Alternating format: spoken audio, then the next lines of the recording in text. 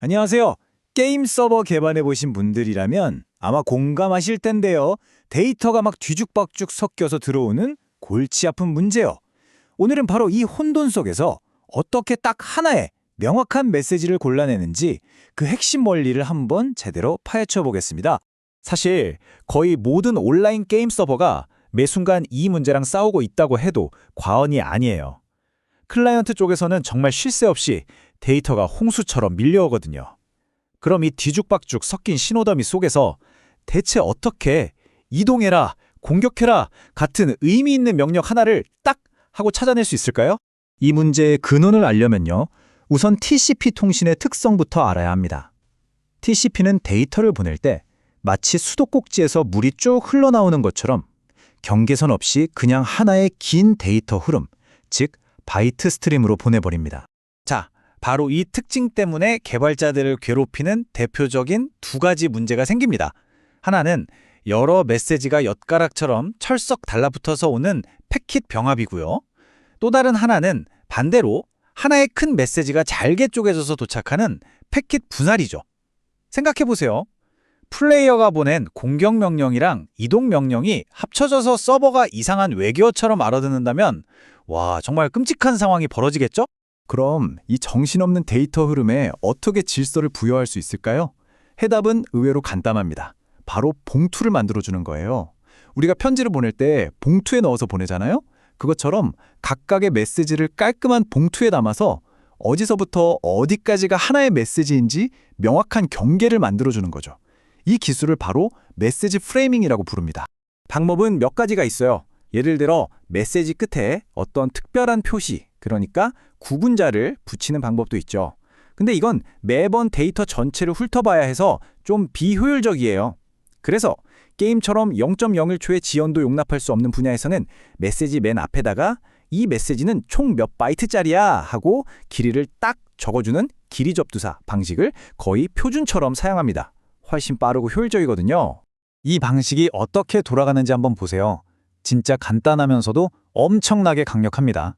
자, 첫 번째, 서버는 무조건 맨 앞에 있는 고정된 크기, 예를 들면 4바이트만 딱 읽어요. 그럼 거기에 메시지 전체 기기가 적혀 있겠죠? 두 번째, 이제 서버는 앞으로 몇 바이트만 더 읽으면 하나의 완전한 메시지가 되는구나 하고 정확하게 알게 됩니다. 세 번째, 그래서 딱 그 길이만큼만 데이터를 읽어서 완벽한 메시지 하나를 똑 떼어내는 거죠.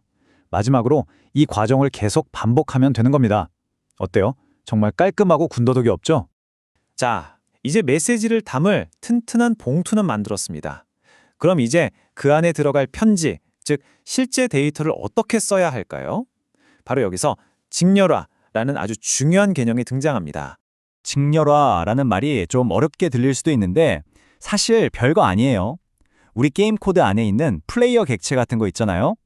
위치 정보, 체력, 아이템 목록 이런 복잡한 데이터를 네트워크 케이블을 통해 보낼 수 있는 아주 단순한 바이트 덩어리로 번역하는 과정, 이게 바로 직렬화입니다. 이 번역을 하는 방법도 여러 가지가 있습니다.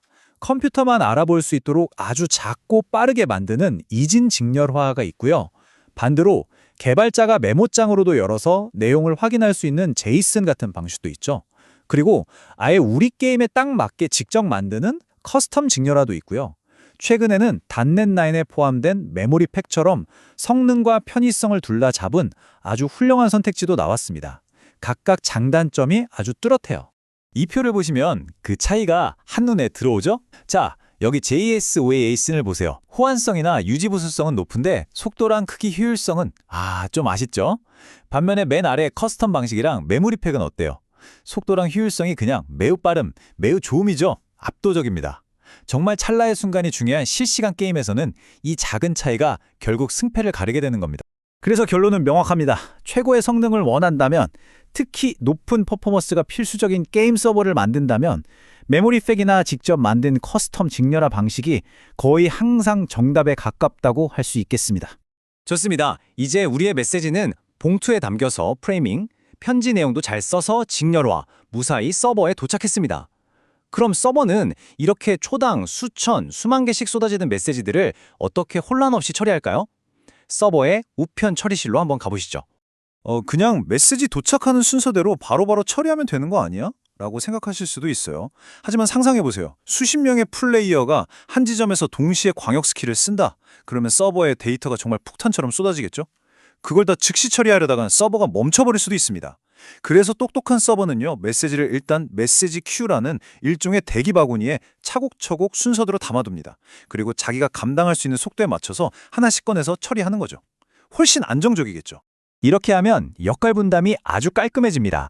네트워크 스레드라는 녀석은 그냥 외부에서 오는 데이터를 받아서 큐에 넣는 일만 하는 거예요. 우체부처럼요. 그럼 메시지 큐라는 바구니에 메시지가 쌓이겠죠?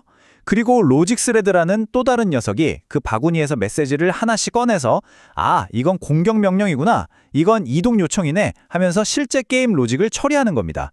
둘이 완전히 분리되어서 일하니까 훨씬 효율적이고 안전해지는 거죠. 자, 그럼 이제 거의 다 왔습니다. 데이터 패켓 하나가 걸어온 이 기나긴 여정을 한번 되짚어보면서 왜 이 모든 과정이 견고한 서버를 만드는데 필수적인지 최종적으로 정리해보겠습니다.